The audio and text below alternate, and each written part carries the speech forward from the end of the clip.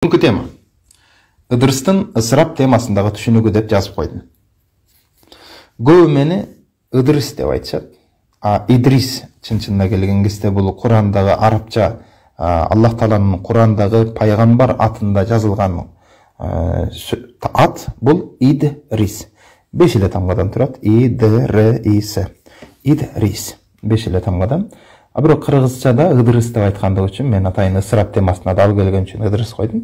Демек, ыдырыстын ысырап темасындагы түшүнүгү. Анда кеттик. Биринчи.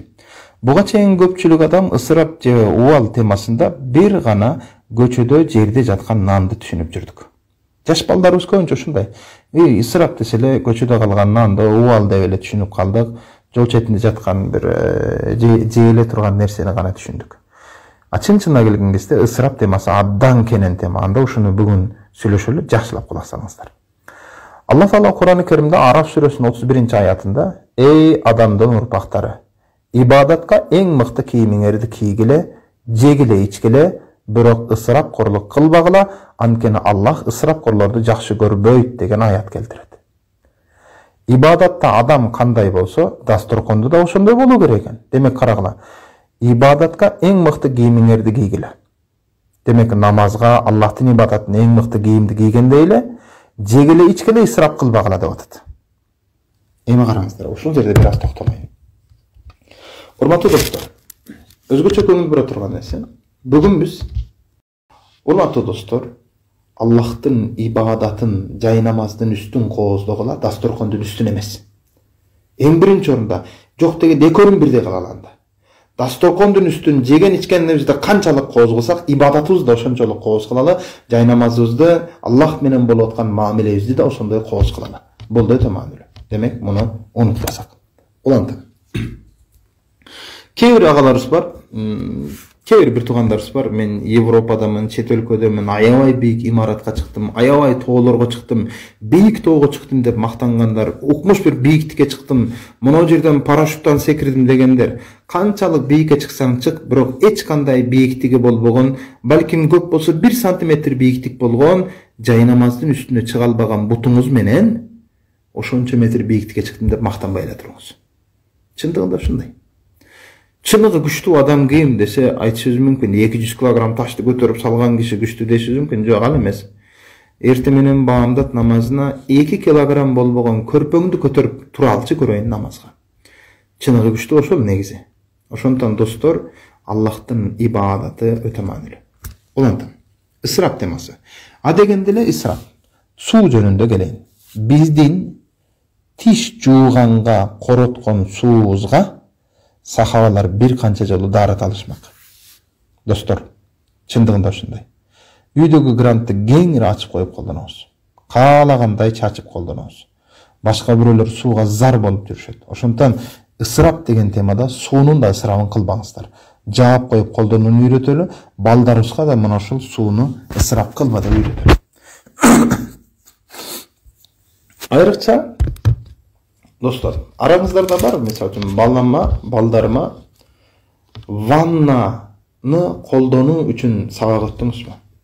Буюрса мен бир сабагымды мына ушул жөнүндө сабак өтөйүн деп атам жаш балдарга. Ванна душту кантип колдонуу керек, кантип жуунуш керек. Бул да өзүнчө бир сабак.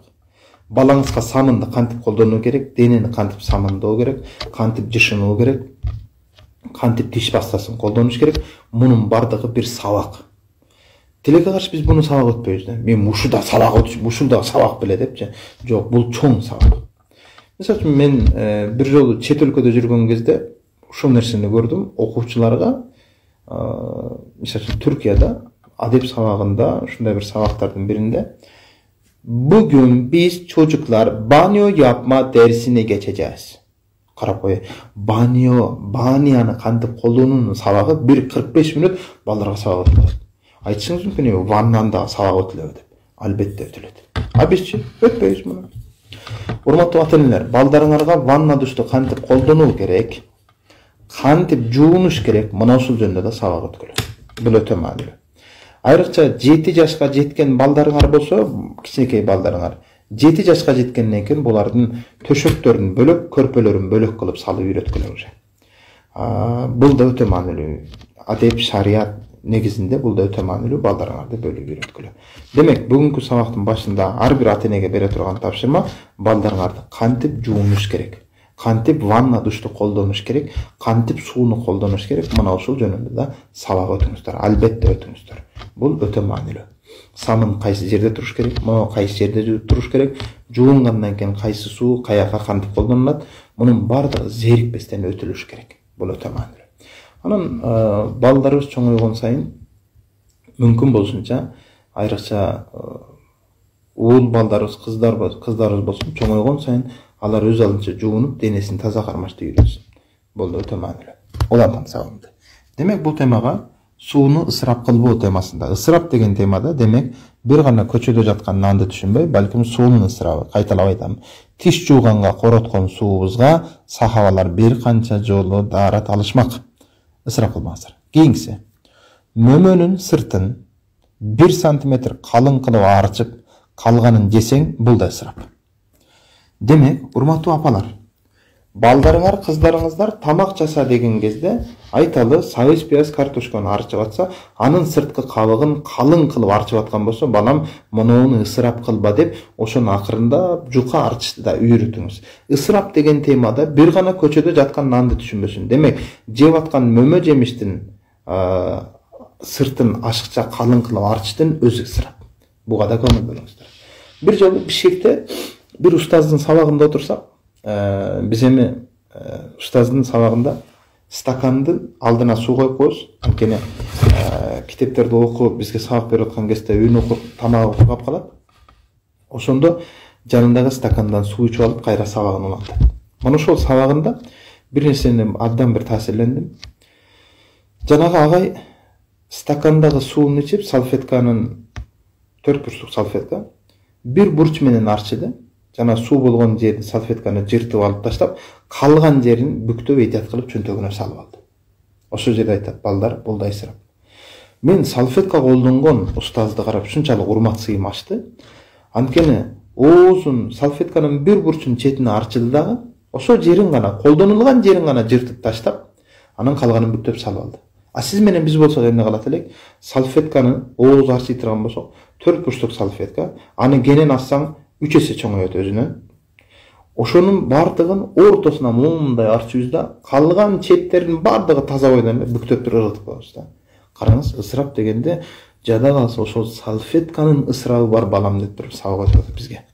Ошондон урматтуу ата энелер, балдарга ысырап темасында өтө бир күчтүү өтүшүбүз керек болуп атат. Анда бүгүнкү сабак мына ошол темада.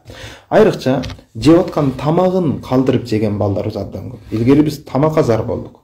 Буудай таласынан күйүп аткан буудайды да терип, ошону тарттырып, кара болгон, күрөң болгон уңгуду нан кылып жедик. Загара нанды тарттырып жедик, чындап айтайын. Бала кезибизде мектепке отун көтөрүп, кышындасы өзүбүз барып мектепке от жагып сабак окудук. Бүгүнкү балдарыбыз, чындап айтайын, мектепке отун көтөрүп барган окуучуларыбыз жок. Мектепти өздөрү тазалаган окуучуларыбыз жок. Уборщица тазалайт да керек болсо деп отуруп, жанагы тазалык иштегендер тазалайт деп коюп, парктардан бери семичке чагып, мусорду көрүнгөн жерге таштап алып койбойсунбу десе, тазалыкта иштегендер бар, ошол кылат керек болсо деп, ушунчалык деңгээлде адеп ахлак төмөн болгон жаштарыбыз көбөйүп баратат. Ошондон достор, ысырап темасында өтө кылдат болсок, азыркы канчалык жүгү жеңил болгон сайын жатак болгон балдарыбыз абдан көп. Чатак болгон балдарыбыз абдан көп. Ошондон буга маани берели. Демек, бул темага кирдим. Эмнеден? Балдарыбыз мөмөнүн сыртын 1 сантиметр калың кылып арчып калганын жесең, бул да ысырап деп балдарга түшүндүрөлү. Курсагың жарылайын деп тоюп турса да, табактын астында калган тамакты тазалап коеюн, сүннөт деп жесең, бул шайтандын сүннөтү. Достор, бул жерде көңүл бура турган нерсе, курсак тойду дыңкыйып турасың, бирок табактын астында 2 кашык калды. Шуну жеп коелу, ысырап болсун, кегиле сүннөт болсун. Сүннөт эмне? Табакты тазалап жеш да. Сүннөттө коелу деп кекирип деп атсаң да тигини жейсиң. Бул сүннөт эмес. А чыныгы сүннөт кандай айтайынбы? Пайгамбар саллаллаху алейхи вассалам сүннөтү ушундай: ашказанды 3кө бөлгөн. Бирөөсү тамакка, бирөөсү сууга, бирөөсү бош абага. Демек, ашказанды дыңкыйтып тойдурган эмес пайгамбар саллаллаху алейхи вассалам. А бүгүн бизчи сүннөт деп туруп бир табак ашты, бир өзүң бүтүрүп атасың керек болсо. Ошондон бул жерде эч кандай сүннөт жок. Бул жерде керек болсо шайтандын сүннөтү бар. Ошондон достор, ашказанды 3төн 1 бөлүгүн ачка коюу, 1 бөлүгүн сууга, 1 бөлүгүн тамакка коюу. Ашказан канчалык ток болсо, ошончолук керилип уйкуң келип жатак болуп каласың. Ашказан ач болсо, демек мына ушундай ашказан ачтык менен уйкуң да келбейт. Тагыраагы 3төн 1 бөлүгүн курсакты, ашказанды бош кармаш керек. Буга үйрөнөлү. Азыркы эркектердеги эң чоң көйгөйлөрдүн бири да курсакты дыңкыйтып тойгозобуз. Ошол эле учурда курсагыбызды момундай кылып чыгарып алып, муштай болуп эле курсак салып алган балдарыбыз абдан көп. Муштай болуп, помпоюп, тагыраагы өзүбүздү таптакыр таштай бергенбиз. Жеп ичип эле ушундай. Урматтуу эркектер, шу жерде да бир нерсе айтайын. Аялдарыбыз сага жагыныш үчүн байкуш жасанып, бетинин тырыштарын кетирип, момундай кылып косметикалап, күйөөм үчүн деп жасанган аялдар көп болушу мүмкүн, бирок эмнегедир аялым үчүн деп жасанган эркектер жокпуз да. Аялым үчүн деп жасанып, аялым үчүн деп тагыраагы боюбузга, весибизге, курсагыбызга карап, мындай бир аялым үчүн бир тетик болоюн деген бир эркектер эмнегедир азбыз. Ошондон урматтуу эркектер, бул нерсени дагы учуру келгенде айта кетейин. Демек, курсагың дыңкыйт деп, жарлайын деп турса, жана табактын астында калып калган тамакты кээ ысырап болбосун деп жеп коюштун өзү сүннөт эмес. Бул шайтандын сүннөтү. Тагыраагы ашказанды 3төн 1 бөлүгү суу, 1 бөлүгү тамак, 1 бөлүгү абага бөлүнүп турсун. Улантам. Кийинкиси, ысырап деген кезде сүйүүнүн да ысырабы бар экен, караңыздар. Мен ушуну даярдап атып таң калдым, сүйүүнүн ысырабы кандай деп окуп. Анан чындыгында ынандым бул сүйүүнүн ысырабына. Анда эрди катын ортосундагы сүйүүлөр, ата-эне бала чака ортосундагы сүйүүлөр, мына ушул сүйүүлөрдүн ысырабы кайсы экен? Бир жакшылап көңүл бөлүңүздөр, окуп алыңыздар. Сен үчүн тамдан ташайын, сенсиз жашоо жок деп ырлардын да ысырабын кылбоо керек. Достор, сен үчүн тамдан ташайын деп туруп, мына ушул жерде сен үчүн жашоо жок деген ырлардын да ысырабы бар. Сүйүүнүн ысырабы бул жерде кандай? Түрктөрдүн бир Рафет Элраман болуш керек, жанагы ыры бар. Бу акшам өлүрүм, бени кимсе тутамаз, сен бени тутамазсың, йылдызлар тутамаз, бир учурун gibi düşerim. Тагыраагы мына ушул ырда бүгүн түндөсү, бүгүн кечинде мен өлөм, эч ким мени кармай албайт, бир чагылгандын жарк эткенин тездигиндей шап түшүп кетем да өлүп кетем ушу менен дегендей бир ыры бар. Бу акшам өлүрүм, бени кимсе тутамаз. Мына ушул ырдын таасиринде сүйгөнүнөн таарынып калган жаштар канчасы өзүн өзү өлтүрүп салды. Эмнеге? Караңыздар, сүйүүнүн ысырабы. Бүгүнкү күндө 23-кө чыккан бир бала үйүнөн таарынып кетиптир. Мага суроо берип атат. Эмне болду? Ата-энем мен сүйгөн кызга үйлөгө коюп таарынып чыгып кеттим.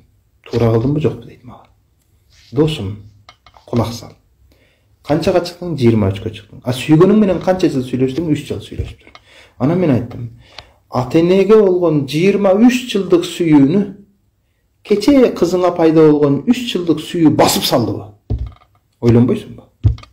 Сен төрөлгөндө ыңаала ыйлашты билген, көкүрөгүн тосуп койсо эмишти билген, анан шымыңа жайлап коюп уктап турушту гана билген, мындайча айтканда кичинекей бир ымыркай кезиңен баштап 23 жыл сени жебей жедирип, ичпей ичирип, өзү тойбой тойгозуп, өзү уктабай сени уктатып, сени багып чоңойткон ата-энеңдин 23 жылдык сүйүүсү көзүңө көрүнбөй атат дагы, кече пайда болгон 3 жылдык сүйүү пайда болуп калды.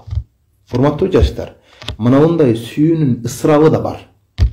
Мана ошондон бири-бириңе болгон ашыкча сүйүүнү деп, бири-бириңди сүйөм, күйөм деп отуруп, ата-энеге болгон сүйүү, Аллахка болгон сүйүү, пайгамбарга болгон сүйүү, периштелерге болгон сүйүү, мекенге, элге, жерге болгон сүйүү көзүңөргө кымындай көрүнбөй калды. Бир тууганга болгон сүйүү көрүнбөй калат да, именно кече пайда болгон 3 жылдык сүйүүнү деп өзүңөрдү өзүңөр өлтүрүп, өзүңөрдү өзүңөр таштайбы. Мана ушул жердин өзүндө сүйүүнүн ысырабы бар.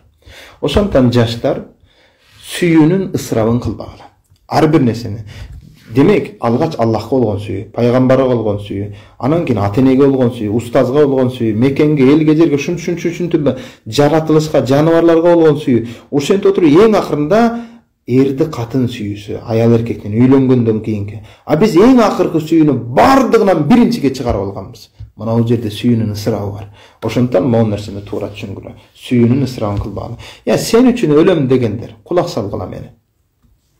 Sen üçün ölüm degендер, кыямат күнү Аллахтын алдында макшарда бирөө үчүн өлүп бере албайт, бирөө үчүн туруп бере албайт. Керек болсо ата-эне баласынан качкан заман келет. Ошол учурда ата-эне баласынан, балдары ата-энесинен, эри аялынан, аялы эринен кача турган учур болот ол кыямат макшарда. Ошондон сен үчүн ölüm деп мына жерде өзүңөрчө адабият, лирика, поэзия кылбагыла. Ошондон мынанын ысырабы бар. Сүйүүнүн ысырабы бар. Өзгөчө жаштардан суранам. Ар бир ишти бала кезиңен ата-энеңден сурап кылдың. Ар бир окуу жайыңды, университетиңди, мектептеги окуу жайың бардыгын ата-энеңден сурап кылгансың. Ал эми именно үйлөнүүгө келгенде ата-энени аралаштырбай атасыңар. Өзүм билем, өтөгүмдү төргөйлөм деп отуруп, анан эртеси өкүнүп жашап атасыңар. Ошондон жаштар өзгөчө суранам. Үйлөнүү темасында ата-энесинин ак батасын албай, ата-энесинин ыраазычылыгын, рахматын албастан үйлөнгөн жаштар 2 жаш, 2 дүйнө бактылуу боло албайсыңар. Ошондон унутпастан ата-энеңдин биринчи ак батасын алып, ата-энеңдин ыраазычылыгын, рахматын алып, анан кийин үйлөнсөңөр эң жакшы болот. Сүйүүнүн ысырабын кылбагыла. Сүйүүнүн күнөөсүн кылбагыла. Бул жаштар үчүн кеңешим болсун. Кийинкиси, сыйлаган устаздын да колун өпкөнгө чейин барсаң бар, бирок анын бутун өпсөң, урмат сыйдын да ысырабы бар. Демек, урмат сыйдын да ысырабы бар. Колун өбүү бул эми улуу бир устаздарга, алым шейхтерге карата болуп келген. Бирок эми азыркы учурда бир устаттын барып колун өбө турган бир даражадагы устат шакирттерди көрө элекпиз. Бирок мисалы үчүн бул жерде эч кандай бир аша чапкандык же башка жок.